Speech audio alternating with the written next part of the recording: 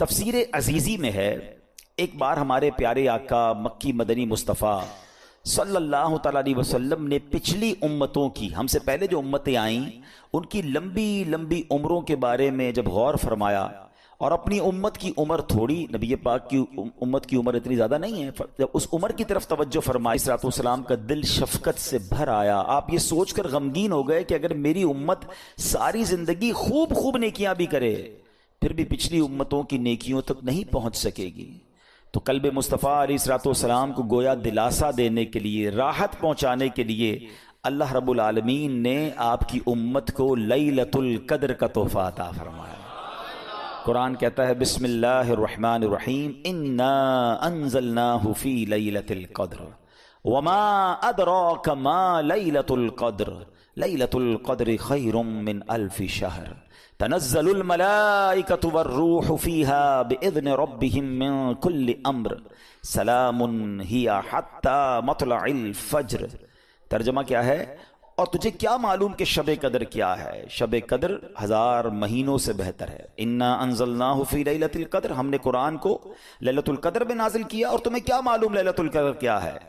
شب قدر 1000 مہینوں سے بہتر ہے، اس میں فرشتے اور جبرائیل اترتے ہیں اپنے رب کے حکم سے ہر کام کے لیے، وہ سلامتی ہے صبح چمکنے تک۔ تو یاد رہے کہ یہ جو رات ملی ہے نا، یہ نبی پاک علیہ الصلوۃ والسلام کی خوشی کے لیے، پیارے آقا کو راضی کرنے کے لیے رب نے آپ کی امت کو یہ رات عطا فرمائی۔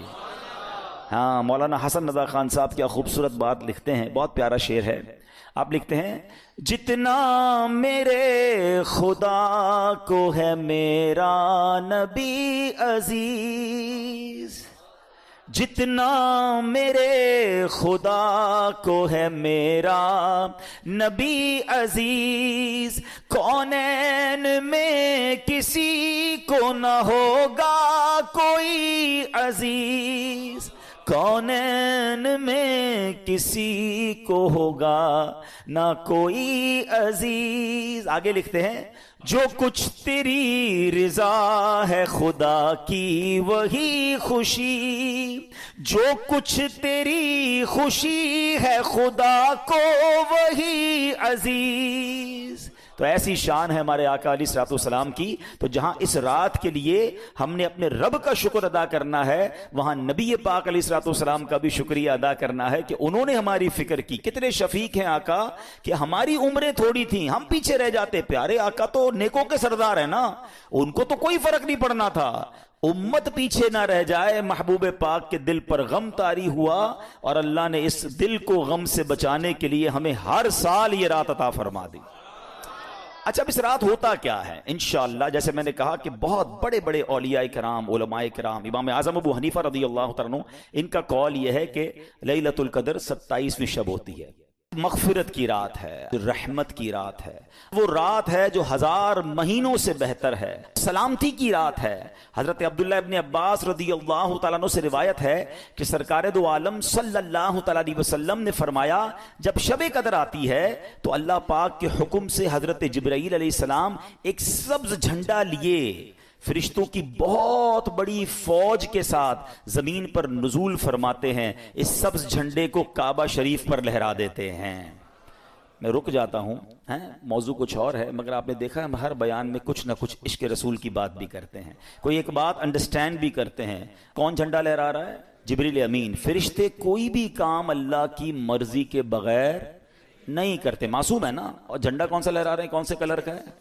سبحان اللہ، اب سمجھداروں کے لیے اشارہ کافی ہے۔ پرچم لگانا، وہ بھی سبز پرچم لگانا اور مبارک ساعتوں میں لگانا، یہ فرشتوں کا طریقہ، یہ اللہ کے حکم سے ہوتا ہے۔ مبارک ہو ان کو جو نبی پاک کی ولادت میں اور آقا کی خوشی میں پرچم لہراتے ہیں۔ ایک اور بات بتا دوں، حدیثوں میں یہ بھی مضمون موجود ہے کہ قیامت کے دن بھی نبی پاک کو پرچم عطا کیا جائے گا، اور وہ پرچم اتنا بڑا ہوگا جو سینکڑوں میل تک، روایتوں میں لکھا کہ گھڑ سوار، ہارس رائڈر، گھوڑا دوڑاتا رہے، جتنا راستہ طے کرے گا اتنا بڑا وہ پرچم ہوگا۔ تو میں کبھی کبھی اس وقت میں سوچنے لگا کہ یہ پرچم کیا کام کرے گا، اتنا بڑا پرچم۔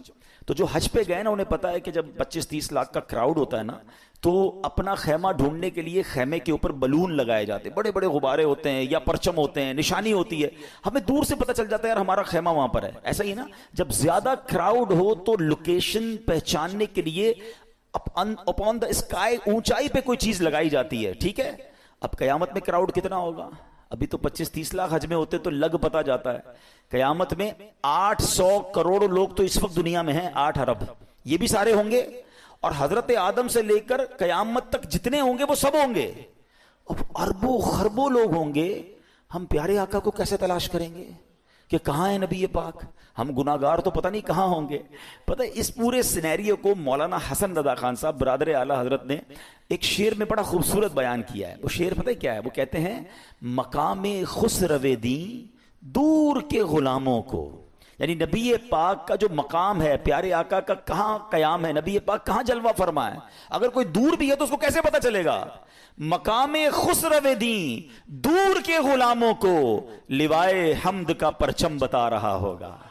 تو آقا کا پرچم دیکھ کر پرچم والے پہچان جائیں گے, چلو چلو میرے آقا وہاں پر ہیں. ایک روایت کے مطابق ان فرشتوں کی تعداد, آپ کو پتہ ہے کتنے فرشتے آتے ہیں؟ فرمایا ان فرشتوں کی تعداد روئے زمین کی کنکریوں سے بھی زیادہ ہوتی ہے. یعنی پوری دنیا میں جتنے کنکر ہیں نا, انسان تو چھوڑ دیں, ان کنکریوں کی تعداد سے زیادہ فرشتے زمین پر نازل ہوتے ہیں, اور یہ سب سلام و رحمت لے کر نازل ہوتے ہیں. حدیث پاک میں آتا ہے حضرت جبریل علیہ السلام کے 100 بازو ہیں, جن میں سے وہ صرف 2 بازو کھولتے ہیں آج کی رات, اور فرمایا 2 بازو مشرق و مغرب میں پھیل جاتے ہیں. پھر حضرت جبریل علیہ السلام فرشتوں کو حکم دیتے ہیں کہ جو کوئی مسلمان رات نماز یا ذکر اللہ میں مصروف ہو اس سے سلام اور مصافحہ کریں. ہاں, فرشتے مصافحہ کریں گے مسلمانوں سے جو نماز میں ہوگا, جو عبادت میں ہوگا, اور ان کی دعاؤں پر آمین کہو. فرشتوں کو آرڈر کیا ہے کہ لیلۃ القدر جتنے مسلمان عبادت کر رہے ہیں ان سے سلام مصافحہ کرنا ہے, ان کی دعاؤں پر آمین کہنا ہے. اور فرشتے یہ عمل جاری رکھتے ہیں, اور یہ عمل صبح تک جاری رہتا ہے. سلام ہی حتی مطلع الفجر, یہ صبح صادق تک جاری رہتا ہے. لیلۃ القدر رات سونا نہیں ہے, کچھ اور نہیں, بس دعائیں مانگی جائیں, اللہ سے عرض کرنا ہے, جھولی پھیلانی ہے, مغفرت طلب کرنی ہے. پھر نہیں پتا کہ زندگی میں یہ موقع آئے گا کہ نہیں آئے گا. مانگ لو چشم تر مانگ لو, سبز گنبد کے سائے میں گھر مانگ لو. مانگنے کا مزہ آج کی رات ہے. لیلۃ القدر کی رات تو مانگنے کی رات ہے, گر گڑانے کی رات ہے. علماء پتہ ایک اور بات کہتے ہیں, ہمیں کیسے پتہ چلے کہ فرشتوں نے ہم سے سلام کیا ہے, فرشتوں نے ہم سے مصافحہ کیا ہے؟ کہا اگر لیلۃ القدر کی رات تمہیں ایک کپ کپی سی محسوس ہو, تمہاری آنکھوں سے آنسو بہنے نکلیں, تم پر رکت طاری ہو جائے, تو سمجھ لو فرشتے تمہیں ٹچ کر کے گئے ہیں, فرشتے تم سے ہاتھ ملا کر گئے ہیں. رونا ہے, گر گڑانا ہے, مانگنا ہے, بڑی مبارک رات ہے. پڑھنا کیا ہے؟ بی بی عائشہ صدیقہ رضی اللہ تعالی عنہا نے نبی پاک علیہ الصلوۃ والسلام سے عرض کی, حضور اگر میں لیلۃ القدر کو پالوں تو میں کیا پڑھوں؟ تو پیارے آقا نے جو دعا تعلیم ارشاد فرمائی, آئیے مل کر 3 بار پڑھ لیتے ہیں. اللہم انک عفو کریم تحب العفو فاعف عنا یا غفور یا غفور یا غفور. اللہم انک عفو کریم تحب العفو فاعف عنا یا غفور یا غفور یا غفور. اللہم انک عفو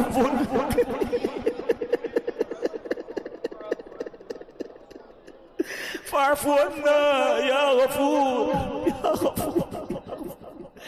کتنی پیاری دعا ہمارے آقا ہمیں سکھا گئے کہ اللہ سے کیا کہنا ہے, اللہم انک عفو, اللہ تو معاف کرنے والا ہے, تحب العفو, معافی کو پسند کرتا ہے. فاعف عنا, اللہ ہمیں بھی معاف کر دے. بہت امید ہے, بہت امید ہے, وہ بڑا کریم ہے, اس کی رحمت یہی تو چاہتی ہے بخشے جائے.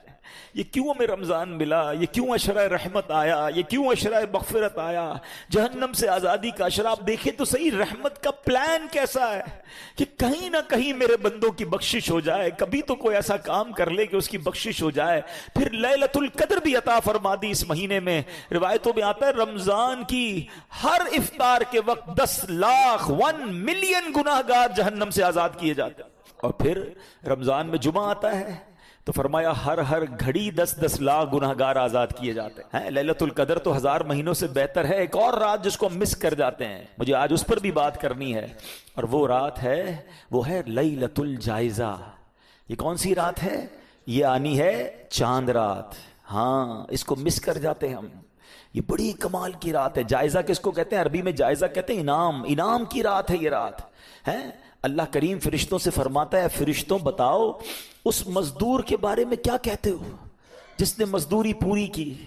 فرشتے کہتے ہیں یا اللہ مزدور کو مزدوری تو پوری ملنی چاہیے. اللہ فرماتا ہے میرے فرشتوں گواہ ہو جاؤ, میں نے ان سب کی مغفرت فرما دی.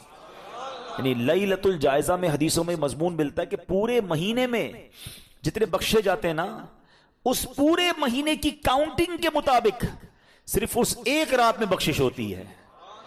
مگر بدقسمتی سے ہوتا یہ ہے کہ چاند دکھتے ہی لوگ مسجدوں سے غائب ہو جاتے ہیں. پتہ نہیں کیا ہو جاتا ہے. اس بار ایسا نہیں کرنا, خدا کے واسطے ایسا مت کرنا. یہ انعام کی رات ضائع مت کرنا. مغرب کے بعد چاند دکھ جائے تو عشاء پڑھنے بھی لوگ نہیں آتے. ہم زبان سے تو نہیں کہتے, مگر ہم پریکٹیکلی میسج پتہ کیا دیتے ہیں کہ اے شیطان, جب تک تو بند تھا نا تب تک ہم رحمان کے بندے تھے, جب تک ہم اللہ کی مان رہے تھے. جیسے ہی تو آزاد ہوا, اب ہم نے اللہ سے تعلق چھوڑا, اب ہم تیرا ویلکم کریں گے, اب تیری باتیں مانیں گے. ہم کیا کرتے ہیں؟ ہم کیوں رب کو ناراض کر بیٹھتے ہیں؟ ارے اللہ نے اتنا دیا, اتنی رحمتیں, اتنی برکتیں, اتنی اسپرچویلٹی, اتنی روحانیت ملی آپ کو, کیا 2-4 دن میں ہی ختم کر دو گے؟ ایسا مت کرنا. بہت رمضان ہم نے ایسا کیا ہے. اس بار آ گئے ہو نا رحمت کے گھر میں, اس بار آ گئے ہو نا اللہ کی بارگاہ میں, اب جڑ جاؤ, اب واپس مت جانا. خود بتاؤ کتنا لطف ہے. اس طرح کا لطف کہیں اور دنیا میں ملتا ہے کہ کریم پتہ ہے کدھر بیٹھے ہیں اس وقت؟ میں اور آپ کریم کے گھر میں بیٹھے, رحمان کے گھر میں بیٹھے, اور انشاءاللہ وہ کریم ہمیں اسی طرح اپنی بارگاہ میں جنت میں بیٹھنا بھی نصیب فرمائے گا. یہ ہم ہیں جو اسے چھوڑ کر چلے جاتے ہیں, اس کی رحمت تو بلاتی ہے. ہم ہیں جو بھاگ جاتے ہیں, ہم ہیں جو دور ہو جاتے ہیں. ارے ایسا سکون کہاں ہے دنیا میں, مجھے بتاؤ نا. میں جانتا ہوں آپ میں سے بہت سارے وہ لوگ ہیں جو 5 اسٹار ہوٹلز میں, 7 اسٹار ہوٹلز میں, بزنس کلاس میں, پتہ نہیں کیا کیا ٹریول آپ نے کیا ہوگا. اپنے دل سے پوچھ کر بتاؤ اس وقت جو آپ کے دل پر سکون طاری ہے دنیا میں کہیں اور؟ ہاں, مکے مدینے میں آتا ہے, نماز میں آتا ہے, عبادت میں آتا ہے, اللہ کے گھر میں یہ سکون آتا ہے. پھر ہم کیوں چلے جاتے ہیں؟ پلیز اس مبارک رات اللہ سے کچھ وعدے کر کے جانا ہے. اس مبارک رات ہمیں رب سے پکی دوستی کر کے جانا ہے. وہ پتہ ہے کتنی رحمت والا ہے اور اس کی رحمت کتنی بڑی ہے. آئیے میں آپ کو ایک واقعہ سناتا ہوں. آپ کو پتا ہوگا کہ حضرت حمزہ نبی پاک علیہ الصلوۃ والسلام کے چچا ہیں سید الشہداء, اور یہ اتنے عزیز چچا ہیں. حضرت حمزہ رضی اللہ تعالیٰ عنہ سے نبی پاک کا جو لیول آف لو اور رسپیکٹ اور کنیکشن تھا نا وہ کچھ اور تھا. اب ہم عمر بھی تھے, نبی پاک کی عمر اور آپ کی عمر میں اتنا فرق بھی نہیں تھا. اچھا, آپ کو شہید کیا گیا اور وہ شہید بھی بڑی بے دردی سے کی, اور آپ کا کلیجہ چبایا گیا, اور کا طویل داستان ہے. مگر آپ کو ٹارگٹ کر کے جو شہید کرنے والا تھا نا وہ کون تھا پتہ ہے؟ اس کا نام تھا وحشی. ٹھیک ہے, اب نبی پاک علیہ الصلوۃ والسلام کا دل دیکھیں, پیارے آقا کی براڈ مینٹالٹی دیکھیں, اور اللہ کی رحمت دیکھیں. نبی پاک علیہ الصلوۃ والسلام نے وحشی کے پاس ایک قاصد بھیجا. اس واقعے کے کچھ عرصے کے بعد ایک میسنجر بھیجا اور کہا کہ جاؤ وحشی کو اسلام کی دعوت دو. دشمن, چچا کو قتل کرنے والا, مگر دل دیکھیں کہ یہ بھی کسی طرح اسلام میں آ جائے. اب ذرا نیگوشیشن دیکھیے گا. ہونا کیا چاہیے؟ لاجک یہ کہتی ہے کہ بندہ کہے یار مجھ جیسے گناہگار کو اتنی بڑی آفر, چلو یار اسلام قبول کر لیتا ہوں. مگر وحشی نے عجیب سا جواب دیا. وہ کہتے ہیں کہ آپ یہ کہتے ہیں, اپنے نبی کو کہو کہ آپ تو یہ کہتے ہیں کہ جس نے کسی جان کو قتل کیا, اللہ کا شریک ٹھہرایا, زنا کیا, تو قیامت کے دن اس کے لیے تو عذاب دگنا کر دیا جائے گا اور وہ ہمیشہ اس میں رہے گا. میں نے تو یہ سارے کام کیے ہیں, تو کیا میرے لیے کوئی رخصت ہے؟ مطلب یہ ساری لسٹ تو میں نے کر کے بیٹھا ہوا ہوں. اسلام کی دعوت جاری ہے اور وہ اپنی طرف سے ایک ڈیمانڈ کریٹ کر رہا ہے. تو نبی پاک علیہ الصلوۃ والسلام نے یہ پیغام سنا نا, تو اللہ کریم کی طرف سے قرآن کی آیت نازل ہوتی ہے. دیکھو میرا رب کیسا رحیم ہے. ارشاد ہوتا ہے الا من تاب وآمن وعمل صالحا. ترجمہ کیا ہے؟ مگر جو توبہ کرے اور ایمان لائے اور اچھا کام کرے. یعنی اللہ بخش دیتا ہے اسے جو توبہ کر لے, ایمان لے آئے اور اچھے کام کرے.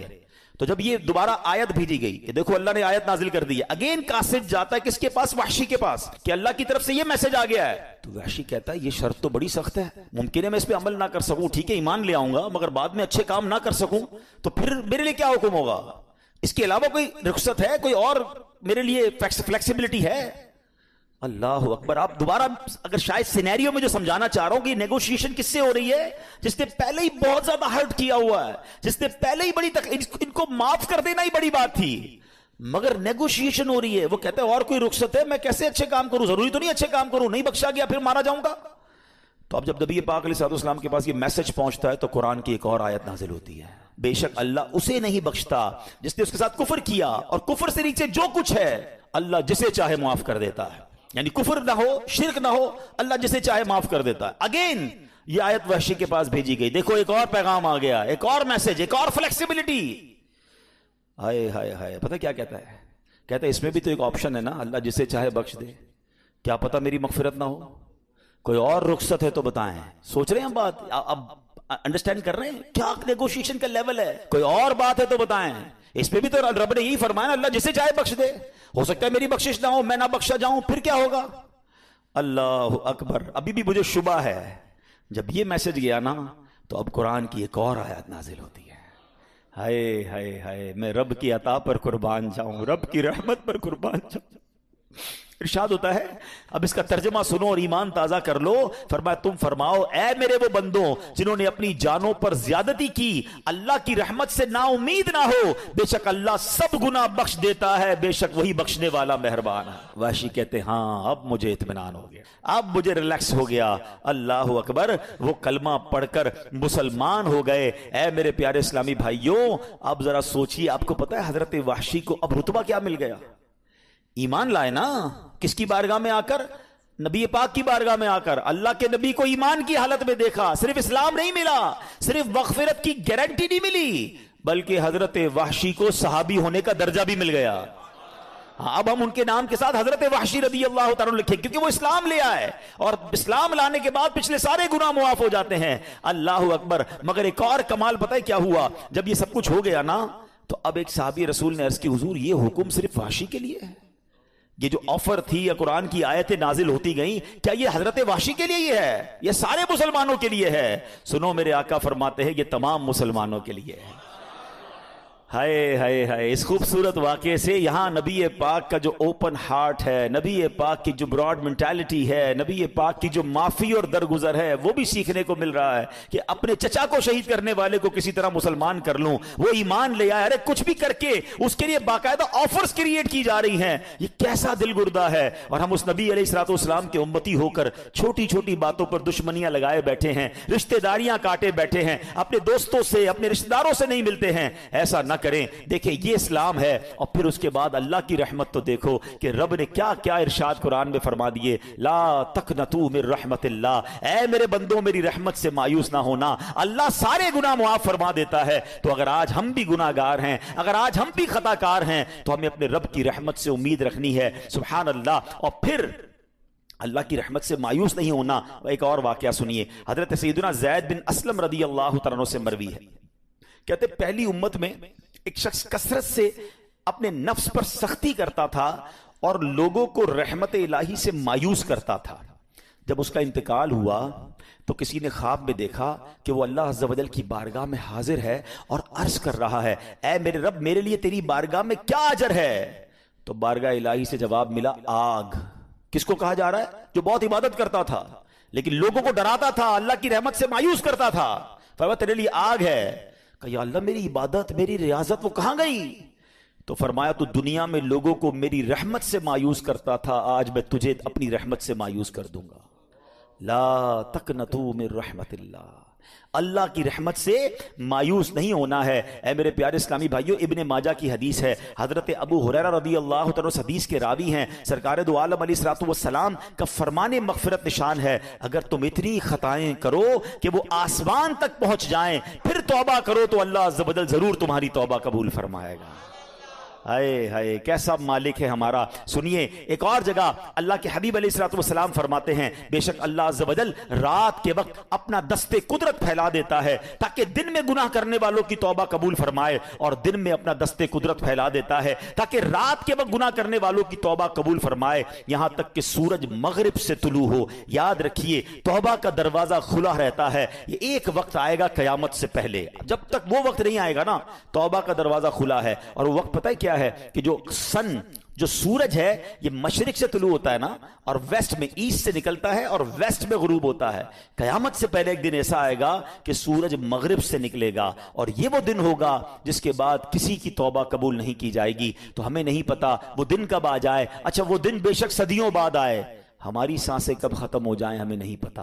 تو ہمیں توبہ فوری کرنی چاہیے, توبہ میں تاخیر نہیں کرنی چاہیے, اور اس کی رحمت چاہتی ہے کہ ہم توبہ کر لیں تو وہ ہمارے سارے گناہوں کو معاف فرما دے. اللہ اکبر. ایک اور خوبصورت حدیث پاک سنیے, حضرت سیدنا انس بن مالک رضی اللہ تعالیٰ سے مروی ہے کہ میں نے نبی پاک علیہ الصلوۃ والسلام کو یہ فرماتے ہوئے سنا ہے. اللہ عز و جل ارشاد فرماتا ہے اے ابن آدم اگر تیرے گناہ آسمان کی بلندی تک پہنچ جائیں پھر تو مجھ سے مغفرت کا سوال کرے میں تیری مغفرت فرما دوں گا, اور اس کی ذرہ برابر پرواہ نہ کروں گا. اے ابن آدم اگر تو زمین کے برابر خطائیں لے کر میری بارگاہ میں حاضر ہو تو میں اس کے مطابق تیری بخشش فرما دوں گا, بشرطے کہ تو میرے ساتھ کسی کو اپنا شریک نہ ٹھہرائے. کنڈیشن ایک ہے, شرک نہیں کرنا ہے. اس کے علاوہ جتنے گناہ ہوں سچی توبہ کر لے وہ کریم معاف فرما دیتا ہے. اور وہ کیسا معاف کرنے والا ہے. اے میرے پیارے اسلامی بھائیوں, ایک بار نبی پاک علیہ الصلوۃ والسلام کے ساتھ صحابہ اکرام بھی بیٹھے تھے. عورت سے بچہ بچھڑ گیا تھا تو ایک عورت بھاگ رہی تھی اور اس نے ایک قیدی بچے کو اٹھا کر اپنے سینے سے لگایا. جب دیکھا کہ بچہ مل گیا, بٹ جس طرح ماں سے بچہ بچھڑ جائے اور وہ دوڑتے ہوئے آ کے بچے کو کیسے پکڑتی ہے, تو صحابہ کرام بھی بیٹھے ہیں, نبی پاک علیہ الصلوۃ والسلام موجود ہیں. اس عورت کو بہت ٹائم بعد اپنا بچہ ملا, اس نے چمٹایا, اسے دودھ پلانے لگی, سینے سے لگا کر رونے لگی. تو پیارے آقا علیہ الصلوۃ والسلام نے فرمایا اس عورت کو دیکھ کر بتاؤ کیا یہ اپنے بچے کو جہنم میں ڈال دے گی؟ تو عرض کی حضور اللہ کی قسم کبھی نہیں ڈالے گی, یہ تو اس کو خراش بھی نہیں آنے دے گی. میں خلاصہ عرض کر رہا ہوں. تو پیارے آقا علیہ الصلوۃ والسلام نے فرمایا اللہ عز و جل اپنے بندوں پر اس سے کہیں زیادہ رحم و کرم فرماتا ہے جتنی یہ عورت اس بچے پر مہربان ہے. آئے ہائے. ایک روایت میں آتا ہے اللہ کی 100 رحمتیں ہیں, اللہ نے اس دنیا میں ایک رحمت ہی نازل فرمائی ہے. اچھا اس رحمت کا صلہ پتہ ہے کیا ہے؟ یہ ماں جو ہم سے پیار کرتی ہے, جو والد ہمارا خیال رکھتا ہے, جانور اپنے بچوں کا خیال رکھتے ہیں, لوگ ایک دوسرے پر جو رحم کرتے ہیں, سب کچھ اس ایک رحمت کی برکت سے ہے. یہ ماں کا جو پیار ہے نا, ہر ماں اپنے بچے سے جو پیار کرتی جان دینے کے لیے تیار ہو جاتی ہے. جانور بھی اپنے بچوں سے پیار کرتے ہیں. روایتوں میں آئیے سب اس ایک رحمت کا صلہ ہے جو پوری دنیا میں آپ کو رحم نظر آتا ہے. فرمایا 99 رحمتیں قیامت کے دن کے لیے باقی رکھی ہیں. اللہ قیامت کے دن وہ 99 رحمتیں شامل کر کے اپنے بندوں کی بخشش فرمائے گا.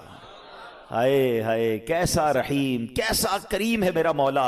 اے میرے پیارے اسلامی بھائیوں, حضرت سیدنا جابر بن عبداللہ سے مروی ہے کہ نبی پاک علیہ الصلوۃ والسلام کا فرمان میری شفاعت میری امت کے کبیرہ گناہ والوں کے لیے ہے. اور اسی طرح ایک اور صحابی کے بارے میں آتا ہے کہ ایک اعرابی نے عرض کی, اب دیکھیں اللہ پر بھروسہ کیسا, کہتے حضور کیا قیامت کے دن گناہ گاروں کا حساب رب خود لے گا, اللہ حساب لے گا؟ تو نبی پاک علیہ الصلوۃ والسلام نے کہا ہاں وہ خود لے گا. تو عربی مسکرانے لگ گیا, ریلیکس تھا, عربی گاؤں سے آیا ہوا تھا, صحابہ دیکھ رہے ہیں. تو نبی پاک علیہ الصلوۃ والسلام نے اس سے مسکرانے کی وجہ پوچھی کہ جواب تو بڑا سیویئر تھا کہ کون حساب لے گا, اللہ لے گا. میں نے کہا اللہ لے گا. تو مسکرا رہے ہو؟ تو کہتا ہے جب کریم کسی پر قدرت پاتا ہے نا تو معاف کر دیتا ہے, جب حساب لیتا ہے تو درگزر فرماتا ہے. اے ہائے نبی پاک نے فرمایا یہ عربی سچ کہہ رہا ہے. جان لو اللہ سے بڑا کریم کوئی نہیں, وہ سب کریموں سے بڑھ کر کریم ہے. کریم قابو پا لے نا تو پھر معاف ہی کر دیتا ہے. اس کو پتا ہے بندہ پھنس گیا ہے, اس کی پکڑ ہو گئی ہے, وہ معاف کر دیتا ہے. اور اللہ تو سب سے بڑا کریم ہے, سب سے بڑا معاف کرنے والا ہے. ایک کمال کا میں آپ کو واقعہ سناتا ہوں. حضرت موسیٰ علیہ نبینا علیہ الصلوۃ والسلام کے دور کا واقعہ ہے.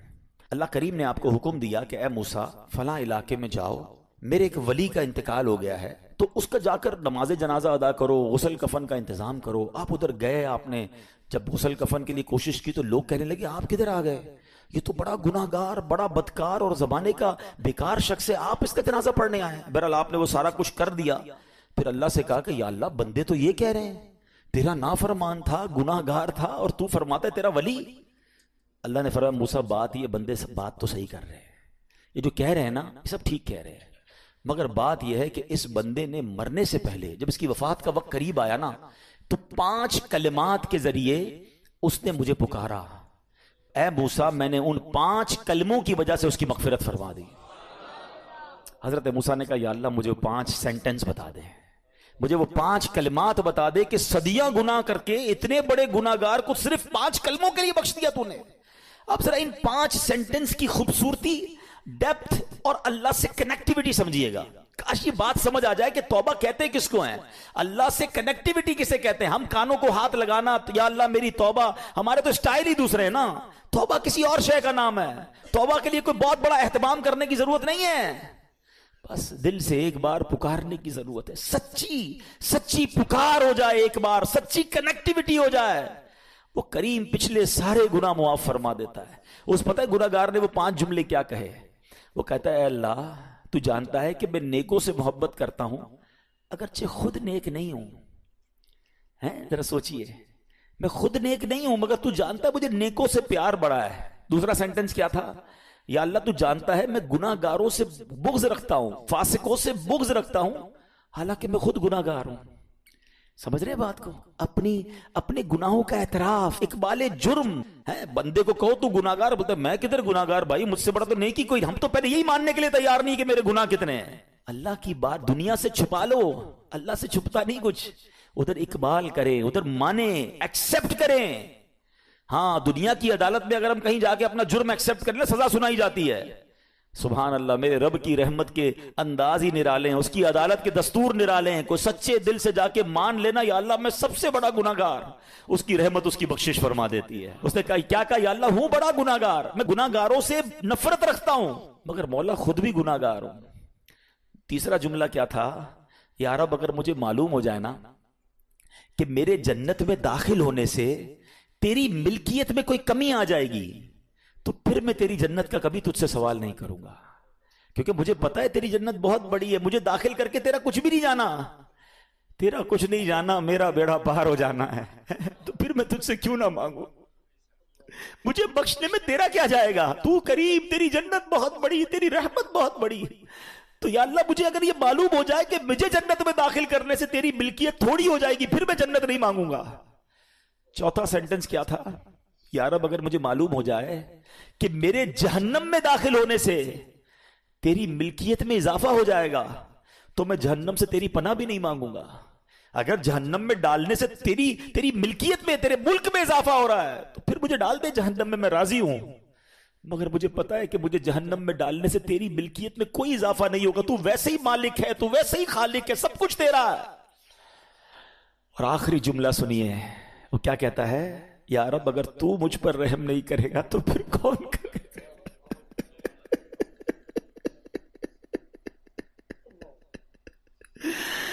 اگر اللہ رحم نہیں کرے گا تو کون کرے گا؟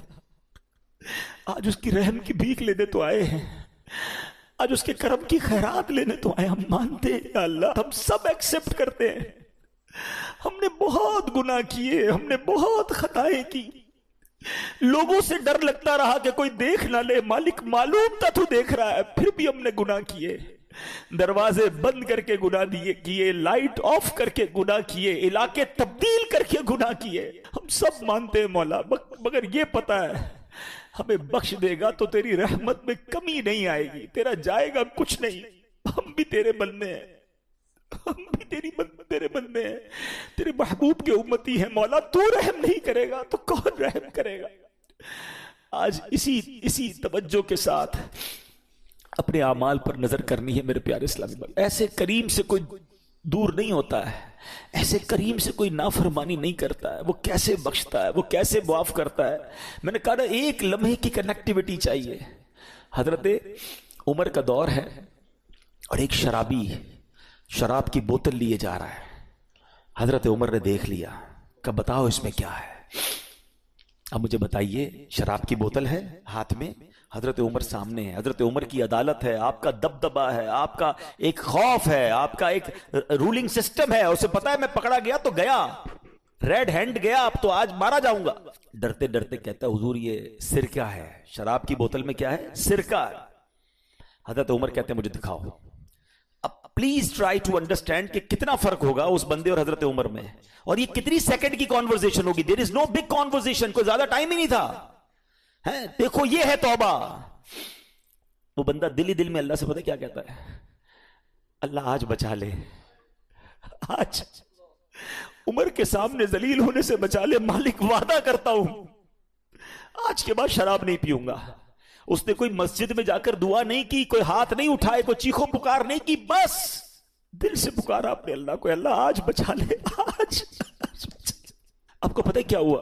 ڈرتے ڈرتے اس نے شراب کی بوتل حضرت عمر کے ہاتھ میں دی, اور وہ شراب کی بوتل جب حضرت عمر کے ہاتھ میں جاتی ہے تو وہ سرکہ بن چکی ہوتی ہے. ایسا ہے میرا مالک, ایسا ہے میرا مالک. مجھے ایک بات بتاؤ یار, اللہ کو ہمارے کتنے گناہ پتہ ہے؟ کبھی سوچا ہے آپ نے؟ یہ گناہ لوگوں کو پتہ چل جائیں, سارے چھوڑو یار, 2-4 پتہ چل جائے, ہماری عزت کا کیا حال ہوگا؟ کوئی منہ لگائے گا ہمیں؟ کوئی ساتھ بٹھائے گا ہمیں؟ ہمیں تھوکے گا بھی نہیں ہمارے منہ پر کہ تو ایسا انسان ہے, ہم تجھے کیا سمجھتے ہیں, تو یہ کرتا ہے اکیلے میں. اتنے گناہ سب اسے پتا ہے, مگر سوچو نہ وہ کھانا روکتا ہے, نہ سانسیں روکتا ہے, نہ نعمتیں روکتا ہے, نہ ذلیل کرتا ہے. ارے ایسے کریم سے کوئی غداری کرتا ہے, کوئی ایسے کریم کی نافرمانی کرتا ہے, کوئی ایسے کریم کو چھوڑ کر جاتا ہے, کوئی اس کی عبادت سے منہ موڑتا ہے. ذرا سوچو تو صحیح ہم کر کیا رہے ہیں. خدا کی قسم رب سے محبت کرو, وہ بڑا کریم ہے. دیکھو نا کتنے عیب چھپائے, ہمیں عزتیں بھی دے رہا ہے. وہ پنجابی شاعر کہتے ہیں نا, ایک گناہ میرے ماں پیو ویکھن مینوں عمری منہ نہ لاویں, ایک گناہ میرے ماں پیو ویکھن مینوں عمری منہ نہ لاویں, لکھ گناہ میرا مالک ویکھے وہ پھر بھی پردے پاوے. دنیا میں 1-2 خطائیں ہو جائیں باپ باپ گھر سے نکال دیتے ہیں, ایسا نافرمان بیٹا نہیں چاہیے. اللہ کو تو سب پتا ہے نا. میرے پیر و مرشد لکھتے ہیں نا اپنے کلام میں, تجھے تو خبر ہے میں کتنا برا ہوں, تجھے تو خبر ہے میں کتنا برا ہوں, تو عیبوں کو میرے چھپایا الہی, تو عیبوں کو میرے چھپایا الہی, بنا دے مجھے نیک نیکوں کا صدقہ, بنا دے مجھے نیک نیکوں کا صدقہ, گناہوں سے مجھ کو بچایا الہی, گناہوں سے مجھ کو بچایا الہی. مل کر پھر شب قدر کی دعا, اللہم انک عفو کریم تحب العفو فاعف عنا یا غفور یا غفور. اللہم انک عفو کریم تحب العفو فاعف عنا یا غفور یا غفور یا غفور. اللہم انک عفو کریم تحب العفو فاعف عنا یا غفور یا غفور یا غفور. پتہ ہے وہ کیسا کریم ہے؟ آئے میں آپ کو بخاری شریف کی حدیث سناتا ہوں.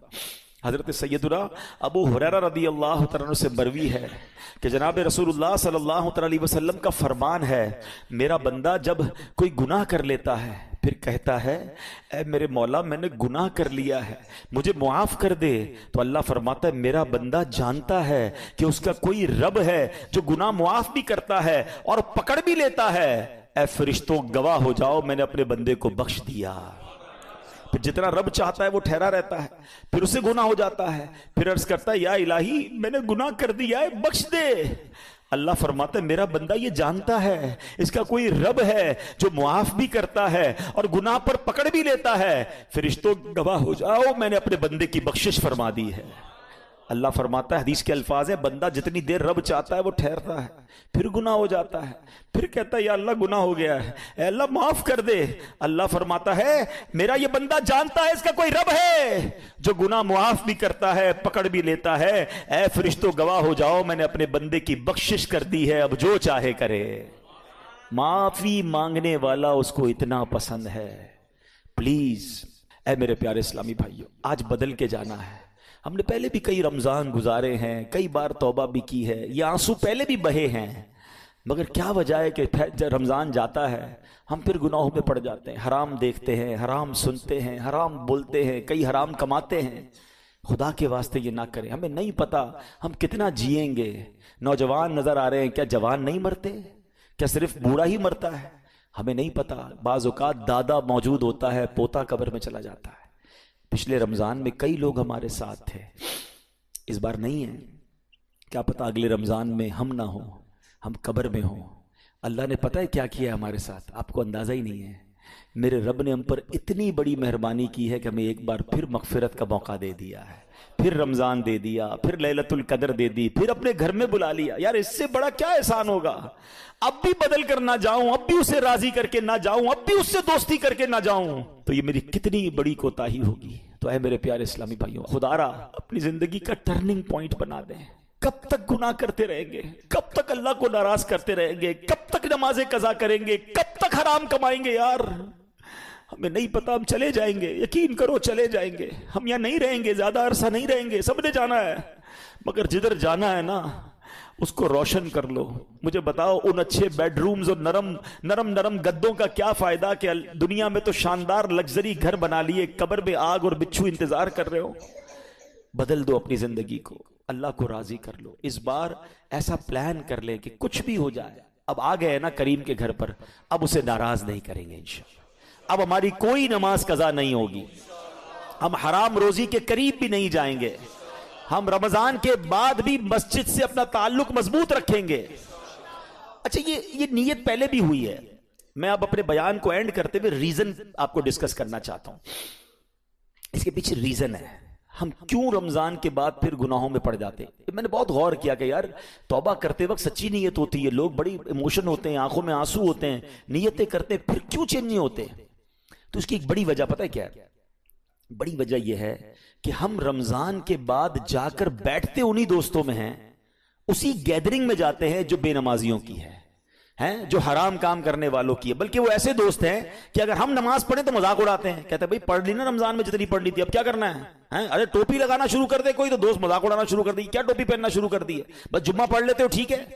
اب دوستوں کا پریشر جو ہے نا ہمیں نماز کی طرف نہیں آنے دیتا۔ ماشاءاللہ کئی لوگ رمضان میں داڑھی شریف کی نیت کرتے ہیں، تھوڑی تھوڑی شیپ بھی بڑھ جاتی ہے، دوست مذاق اڑاتے ہیں بھائی کیا مولوی بننا ہے، وہ شیو کر دیتے ہیں، دوست اس کو سنیما میں لے جاتے ہیں، دوست اس کو غلط کاموں میں لے جاتے ہیں، اور وہ بیچارہ جس نے رمضان میں توبہ بھی کی تھی، نیت بھی کی تھی، انہی گیدرنگ میں جا کر وہ پھر برباد ہو جاتا ہے۔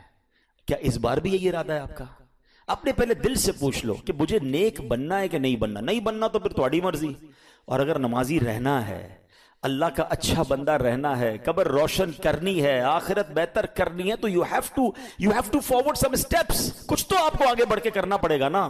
اس پہ سب سے پہلا کام یہی ہوگا کہ آپ برے دوستوں کو چھوڑ دیں، آپ اچھے دوست اپنے، آپ بے نمازیوں کے ساتھ نمازی نہیں بن سکیں گے، آپ جواریوں کے ساتھ بیٹھ کر، شرابیوں کے ساتھ بیٹھ کر اللہ کا پسندیدہ بندہ نہیں بن سکیں گے۔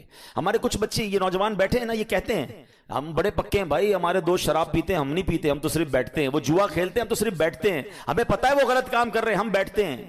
حضرت آج آپ بیٹھ رہے ہیں، تھوڑے دنوں بعد آپ یہ کام کریں گے۔ یہ دنیا کا دستور ہے کہ اچھوں کی صحبت تجھے اچھا بنا دے گی اور برے کی صحبت تجھے برا بنا دے گی۔ یہ بچوں کو سمجھ نہیں آتا، نوجوانوں کو سمجھ نہیں آتا۔ چلے میں آپ کو ایک لاجیکلی ایگزامپل سے سمجھا دیتا ہوں۔ دنیا میں کسی بھی ہیروئن چی، کسی بھی شرابی، کسی بھی جواری، کسی بھی گیمبلر، کسی بھی جناب قاتل، کسی بھی چور سے اگر ملاقات ہو جائے، اس سے ایک سوال پوچھ لیجئے گا، یہ عادت کدھر سے ملی ہے؟ کیا جواب دیں گے سب؟ بتائیے نا، میں نہیں کہہ رہا، خود کہہ رہے ہیں، کہاں سے ملی ہے؟ دوستوں سے۔ کوئی ایک نہیں کہے گا کہ جناب برتھ ڈے کے دن امی نے گفٹ میں جو مجھے نا چرس کا سگریٹ دیا تھا کہ بیٹا آج برتھ ڈے گفٹ ہے، یا ابو نے پستل لا کے دی تھی بیٹا یہ جاؤ چوری شروع کر دو۔ یہ ساری عادتیں برے لوگوں کو دوستوں سے ہی ملی ہیں۔ ہم کیوں یہ سمجھتے ہیں مجھے نہیں ملیں گی؟ یہ امپیکٹ ہے، صحبت اثر رکھتی ہے۔ اب آپ کہیں گے جناب اس دور میں اچھے دوست کہاں ملیں گے؟ ہاں، دس از دا گڈ کوشچن. الحمدللہ آج کے دور میں دعوت اسلامی کا ماحول ہے جہاں ہمیں اچھے دوست ملتے ہیں. ہم نماز نہ پڑھیں تو بلانے آ جاتے ہیں. آپ مدنی قافلوں میں سفر کریں, آپ دعوت اسلامی کے اجتماعات میں آئیں, آپ فیضان مدینہ جانا شروع کریں تاکہ ہماری کنیکٹیوٹی رہے, ہم آتے رہیں, ہم مسجد سے جڑے رہیں. اور ایک آخری بات کر لیتا ہوں, ایک فارمولا دے دیتا ہوں. اگر آپ پنکچول رہنا چاہتے ہیں نا نماز میں عید کے بعد بھی, تو میں آپ کو ایک فارمولا آج دے دیتا ہوں. دیکھیں ایک بات یاد رکھیں, شیطان چھوٹے گا چاند رات کو. جب وہ چھوٹے گا نا, اس کا ایک ہی ٹارگٹ ہوگا, اتنا غصے میں ہوتا ہے کہ وہ چاہتا ہے کہ ان 3 دنوں میں ان کے ساری روحانیت بیڑا غرق کر دوں, میں تیا پاچا کر دوں, ان کی اسپرچولیٹی ساری برباد کر دوں. سنیما میں, ڈراموں میں, تفریح گاہوں میں, پتہ نہیں وہ ہلا گلا 3 دن لوگ مچاتے ہیں کہ پتہ نہیں شیطان چھوٹا ہے یا یہ چھوٹے ہیں. سوچئے تو صحیح, ہم اللہ کے بندے ہیں بھائی, تو ہم کیوں بھاگ جاتے ہیں مسجد سے؟ مطلب رمضان یعنی ایک چاند دیکھ کر مسجد آباد, اگلا چاند دیکھ کر مسجد ویران. یہ کون سا مذاق ہے؟ یہ رمضان نے تو پریکٹس کروائی نا میری اور آپ کی. یعنی یہ بہانہ ختم کر دیا ہمارا رمضان نے کہ میں 5 وقت نماز نہیں پڑھ سکتا. رمضان نے یہ سکھایا کہ ہم بھی چاہیں تو 5 وقت نماز پڑھ سکتے ہیں, تو رمضان کے بعد بھی پڑھ سکتے ہیں. تو آپ نے کرنا یہ ہے کہ یہ جو 3 دن ہے نا, اس میں آپ نے اپنے اوپر سختی یہ رکھنی ہے کہ میں نے 5 کی 5 نمازیں عید کے 3 دن باجماعت پڑھنی ہے. پڑھیں گے انشاءاللہ. اس سے پتہ کیا ہوگا, یہ طوفان نکل جائے گا. ہاں, آپ نے 3 دن اپنے آپ کو لوز کیا نا, آپ پھر نہیں آ سکو گے. شیطان 3 دن میں ڈسکنٹینیو کرتا ہے. آپ نے شیطان کو جواب یہ دینا ہے کہ کچھ بھی ہو جائے, بے شک میرے گھر پہ مہمان ہیں, ان کو بھی کہوں گا چلو بھائی نماز پڑھ کے آتے ہیں. وہ کہنا یار عید رمضان تو چلا گیا, تو پھر رمضان کے بعد بھی نماز فرض ہے, چلے دوبارہ چلتے ہیں. آپ نے اگر یہ 3 دن میری بات مان لی, امیر اہل سنت کے اعلان کرتے ہیں, کچھ لوگوں کو سمجھ نہیں آتا, وہ نباز ہیں, وہ حکیم الامت ہیں, ان کو پتا ہے کیسے لوگوں کو ٹریٹ کرنا ہے. وہ کہتے ہیں 3 دن مدنی قافلے میں چلے جاؤ. لوگ کہتے ہیں یار عید کے 3 دن مدنی قافلہ سفر کراتے ہیں, بھائی عید تو گھر والوں کے ساتھ گزارنی ہے. ان کو پتا ہے کہ 3 دن طوفان آئے گا, سیلاب آئے گا, اس سیلاب سے ہٹ کے جو اللہ کے گھر میں چلا گیا, سیلاب گزر جائے گا, واپس زندگی میں جائے گا, نارمل لائف ہو جائے گی, نمازیں باقی رہیں گی. تو واقعی ایسا ہے, اگر 3 دن اپنے آپ کو اپنے گناہوں سے بچا لیا, نمازوں کی پابندی کی, آپ انشاءاللہ دعا دیں گے آپ کی نماز جاری رہے گی, آپ کا انشاءاللہ گناہوں سے بچنا جاری رہے گا. ان 3 دنوں میں گناہوں کے سیلاب میں بہنا نہیں ہے. اللہ پاک ہم سب کو اس عید پر بھی, لیلۃ الجائزہ میں بھی اپنی خوشی والے کام کرنے کی توفیق عطا فرمائے. ہم مسلمان ہیں, ہماری عید بہت پاکیزہ ہونی چاہیے. یاد رکھیے اسلام میں سیلیبریشن کا کوئی منع نہیں ہے, خوشی کا کوئی منع نہیں. اچھے کپڑے پہنیں, اچھے کھانے کھائیں, بچوں کو عیدی دیں, فیملی کے ساتھ ٹائم گزاریں, دوستوں کے ساتھ دعوت کھائیں, ایوری تھنگ از اوکے. ہر چیز میں ایک بات یاد رکھ لیں, ایک آخری بات کہہ دوں, شیطان نے نا ہمارے ساتھ ایک اور گیم کی ہے, بڑی عجیب گیم کی ہے. شیطان نے ہمارے ساتھ گیم یہ کی ہے کہ ہم جب بھی خوشی مناتے ہیں نا, whenever we try to celebrate something, ہر خوشی میں شیطان نے اللہ کو ناراض کرنے والا کام ایڈ کروا دیا ہے. اب مجھے پہلے ایک بات بلند آواز سے بتائیں گے, خوشی دینے والا کون ہے؟ دولت دینے والا کون ہے؟ گھر دینے والا کون ہے؟ شادی کے لیے رشتہ ہمارے گھر پر بھیجنے والا کون ہے؟ شادی ہو گئی اس کے بعد اولاد دینے والا کون ہے؟ یہ ساری خوشیاں دینے والا اللہ. عقل مند کون ہوگا کہ جو خوشی دے اس کا شکریہ ادا کرے؟ دنیا بھی یہ کہتے ہیں نا, آپ کو کوئی گفٹ دے آپ اس کو جزاک اللہ کہتے ہیں یار اتنا اچھا گفٹ دیا, اس کو ناراض نہیں کرنا. ہمیں شیطان نے اتنی بڑی بے وقوفی میں ڈالا ہے کہ جب جب اللہ کوئی خوشی دیتا ہے, ہم ہر خوشی میں اللہ کو ناراض کرتے ہیں. آپ کہیں کیسے؟ چلیں ابھی بتاتا ہوں آپ کو. شادی ہوتی ہے, کتنی مشکل سے ہوتی ہے, پوچھو ان ماں باپ سے جن کے بچوں کے رشتے نہیں آ رہے. آپ کے گھر میں شادی ہوئی, کون سا گناہ ہے جو شادی میں لوگ نہیں کرتے؟ ناچ گانے, ڈھول تماشے, میوزک, بے پردگی. اب تو وہ ہو رہا ہے جو زبان سے بھی ادا نہیں ہو پا رہا. ہوتا ہی نہیں ہوتا. لوگوں سے کہو یار کیا کر رہے ہو, خوشی میں چلتا ہے. خوشی میں نہیں چلے گا, خوشی چلی جائے گی, کیونکہ خوشی رب نے دی ہے نا. اگر وہ ناراض ہو گیا تو تمہاری خوشی چلی جائے گی. ہم نے دیکھا ہے 2-2 کروڑ روپے شادی پہ خرچ کیے, پتہ نہیں کانسرٹ کیے, ہنگامے کیے, ڈھول تماشے کیے, فائر ورکس کیے, اور آ کر تھوڑے دنوں بعد کہتے ہیں حضرت دعا کرے بچی سسرال میں خوش نہیں ہے, 4 سال ہو گئے اولاد نہیں ہے. تم نے اللہ کو ناراض کرنے میں کوئی کسر چھوڑی تھی؟ قرآن کہتا ہے لَإِن شَكَرْتُمْ لَأَزِيدَنَّكُمْ, تم میرا شکر ادا کرو میں تمہیں اور عطا کروں گا. اچھا اولاد دی اللہ نے, بڑی دعائیں کی, اللہ نے بچہ دے دیا. بچے کی برتھ ڈے میں کیا کرتے ہیں؟ کیا قرآن خوانی نہیں ہو سکتی؟ کیا نعت خوانی؟ کون کہتا ہے کیک نہ کاٹے؟ کاٹیں بھائی, کیک کھلائیں دوستوں کو, بلائیں فیملی کو, لیکن اس میں ڈھول تماشا کدھر سے آ گیا, میوزک کدھر سے آ گیا, بے پردگی کیوں شامل کی؟ ہمیں اندازہ ہی نہیں ہے ہم اللہ کو کیسے ناراض کر رہے ہیں. ہر خوشی پہ اللہ نے نیا گھر دیا, نئے گھر کی پارٹی کرنی ہے، دوستوں کو بلانا ہے، ادھر بھی ناچ گانے کرنے ہیں، ادھر بھی جوا ہونا ہے. اچھا جناب، نیا بزنس شروع ہو رہا ہے. مجھے تو یہ سمجھ نہیں آتا کہ تمہیں نیا پلازا شروع کرنے کے لیے، نیا بزنس شروع کرنے کے لیے میوزیکل شو رکھنے کی کیا ضرورت ہے؟ کیا اب لڑکیاں دکھا کر، میوزک دکھا کر تمہارے اپارٹمنٹ بکیں گے؟ کیا آپ کا شاپنگ سینٹر ناچ گانے کے بغیر شروع ہی نہیں ہو سکتا؟ آپ خود سوچیں، آپ نیا کاروبار شروع کر رہے ہیں، یہاں سجدے ہونے چاہیے تھے یا صدقے ہونے چاہیے تھے. بلڈر آپ لوگوں کو پتہ نہیں کیا ہو جاتا ہے، اپنے پروجیکٹ کی جب بھی پروموشن کی آپ کو ویڈیو جاری کرتے ہیں، جب آپ اس کے کمرے دکھاتے ہیں، اس کی آفیسز دکھاتے ہیں، پیچھے میوزک لگا دیتے ہیں. ہر بندہ آپ کی ویڈیو دیکھے گا، آپ کو حرام کا گناہ ملے گا. آپ رب کو ناراض کر رہے ہیں، کیا وہاں کوئی اچھا سا کلام لگا دیں؟ یعنی عقل نہیں ہے کہ ہم ہر خوشی میں، ہر اسٹارٹ اپ میں ہر بار اپنے رب کو ناراض کر رہے ہیں، اور پھر ہم کہتے ہیں ہماری نعمتوں کو نظر لگ گئی، کاروبار ٹھپ ہو گیا، بچے خوش نہیں ہیں. ہم نے کسر کیا چھوڑی ہے؟ دنیا کا دستور ہے یار، گفٹ دو، اور اگر سامنے والا شکریہ نہ دے ہم آئندہ گفٹ نہیں دیتے. ہم اللہ کو الٹا ناراض کرتے ہیں ہر خوشی میں. پلیز، عید بھی خوشی ہے، اللہ نے دی ہے، کرے نا خوشیاں. مزہ کیا ہے کہ میں اپنی عید بھی مناؤں، اللہ کے دو بندوں کو بھی عید کے تحفے دے کر ان کی بھی خوشیاں بڑھا دوں. لیکن نہیں، مجھے تو ناراض کرنا ہے اللہ کو. نمازیں قضا کرنی ہے، بے حیائی کرنی ہے، فلمیں، ڈرامے، گانے باجے. ارے بھائی، اسٹوروں پہ میوزک چلنا، ایسا لگتا ہے شیطان کا استقبال ہو رہا ہے. 1 مہینے سے بند تھا، چلو بل کے ویلکم کرتے ہیں. نہ کریں ایسا، ہم یہ بہت بڑی غلطی کر رہے ہیں.